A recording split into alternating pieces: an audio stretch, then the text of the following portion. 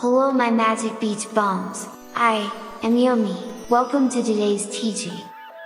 Today I am going to tell you an uplifting story about the effects of racism on a little girl, and why it is so important for you to treat people of all races with equal respect. Molly was raised in Charlottesville, Virginia, in the 1960s, and she didn't have a huge number of friends when she was a 5-year-old girl. She wasn't that child who was invited to all of the parties or get-togethers, and wasn't the type of kid who was popular with the other kids at school. Molly could definitely be described as a loner. So, one very dark night, with the stars twinkling brightly above the city streets, her mother asked if she'd like her to help her daughter in creating a friend. The ideal friend, of course, of the fictional variety. The little girl nodded, intrigued by what her mother had in mind. The woman saw the child's confused expression, and spoke, as she handed Molly a blank sheet of paper, and a box of colored pencils. "Darling, just make a picture on this piece of paper." The girl blinked and looked at her mother, and felt puzzled, before she began sketching a thin stick figure, that looked like a small girl. Her mother watched closely as Molly sketched, and then she spoke again. "How come she's so thin?" The little girl couldn't figure out why she'd drawn her new friend that way. She thought for a few seconds, and then answered her mother. "Well Mommy, it's because her family don't have a lot of food." Her mother smiled, then looked back at the drawing. "Oh, that's a shame. How come?" Molly spoke next. "Well, her father doesn't make a lot of money at work, because people look down on him and treat him differently. They can only afford small amounts of food, because he only gets part-time jobs." As the little girl's ideas continued to stream onto the page, she drew frizzy black hair, sprouting from the girl's head. She had rosy red lips and deep blue eyes, well, at least, as deep as a blue crayon can be. She was a little short, and the child had carefully drawn her to look about a year older than she herself was, so she could take care of Molly.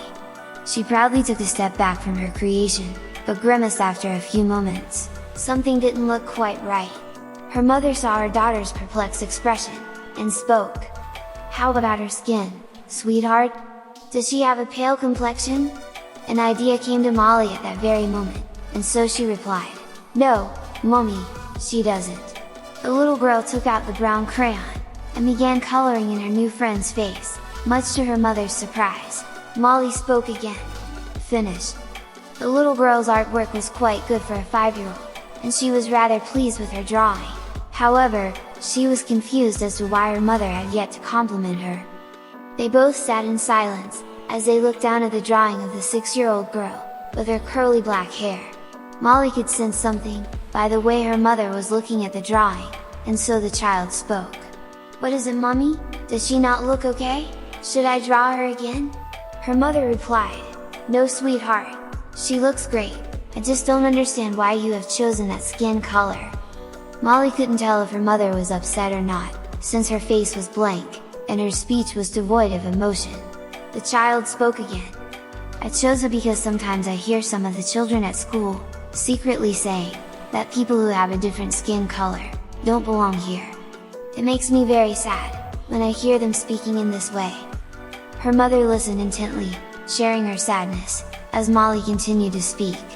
"I don't understand why it should matter what someone looks like. Mommy, why is it important if someone looks different, or comes from a different place, or is poor? We all bleed the same red blood, and feel the same happiness or sadness. If someone is kind, then why can't we be friends?" The little girl's mother's face beamed with a smile, as she pulled her daughter close to her chest, hugging her lovingly and tightly. At the time, she didn't understand what she had done to earn so much praise, but she never forgot that precious moment with her mother. Now, many years later, Molly has grown up in a world still riddled with discrimination and a lack of compassion.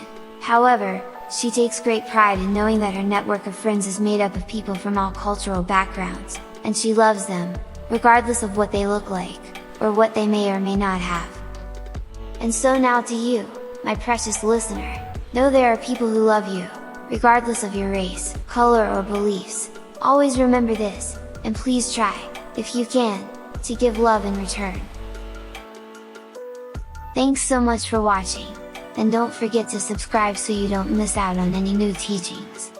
Don't forget to check out the description for this video, because it includes some great links for you. Go make magic in your life and tell us about it in the comments! See you real soon right here at my magic beach!